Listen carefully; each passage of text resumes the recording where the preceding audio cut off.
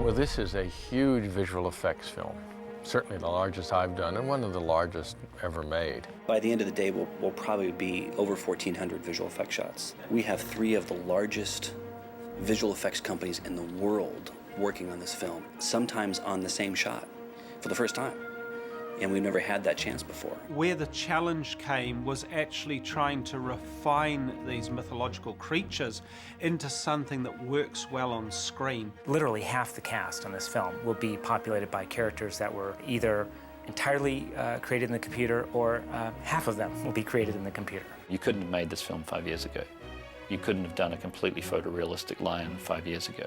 You couldn't have joined completely photoreal legs onto a human body 5 years ago. I mean, this is the right time to be making the film. What we're taking care of on this show is the beavers, the wolves, and the fox. The fox in the movie is a fully CG fox. The wolves are sort of mixed live action with CG. Some of the trickier elements are mixing live-action wolves in the same pack of the CG wolves and putting them in the same world and making them look completely believable, because, of course, that's the trick.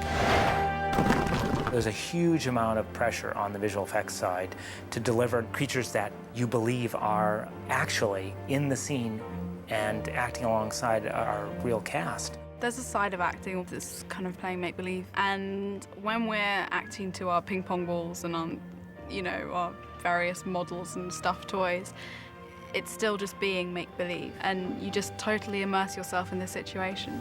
And cat. And the challenge is really to bring it home as absolutely believable characters on the screen. Aslan's return.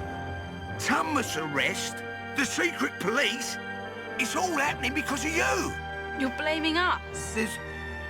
There's a prophecy.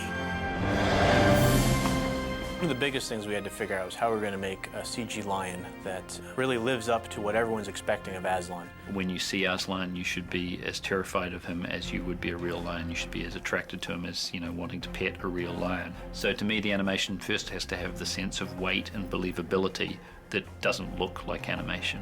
You want an audience to look at it and say, how in the world do they put a, you know, an 8-year-old girl, to, you know, in the same scene with a lion?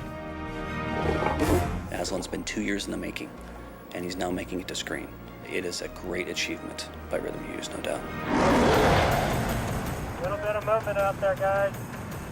We are endeavoring to make 2 armies made up of 5,000 characters in one and 15,000 characters in the other. The order of business for a shot typically is build the background first and do layers as you get closer and closer to the camera. We receive film either at Sony or Rhythm & Hughes, and we put layers of people in or creatures after they have. Conversely, we're sending things to each house, so it's a round robin of all 3 in this situation that's going to work. What you do is you build libraries as much as possible. So we might have a library of running cheetahs or walking centaurs, and then we build those libraries on disk, and then you can load those in and sort of distribute them. You know, that's one thing the computer is really good at doing, is replicating one thing many, many times. So getting computer-generated characters to fight each other, and then Rhythm Hughes is adding that extra added thing of being able to add thousands of characters fighting in the background, using a piece of software called Massive, which was used on Lord of the Rings.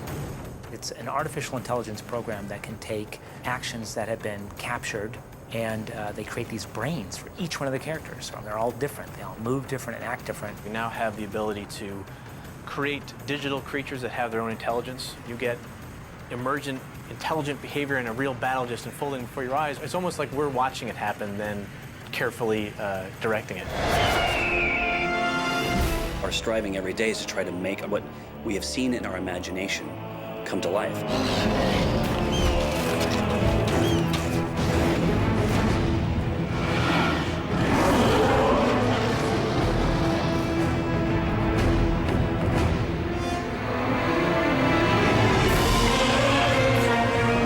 The Chronicles of Narnia. The Lion, the Witch, and the Wardrobe.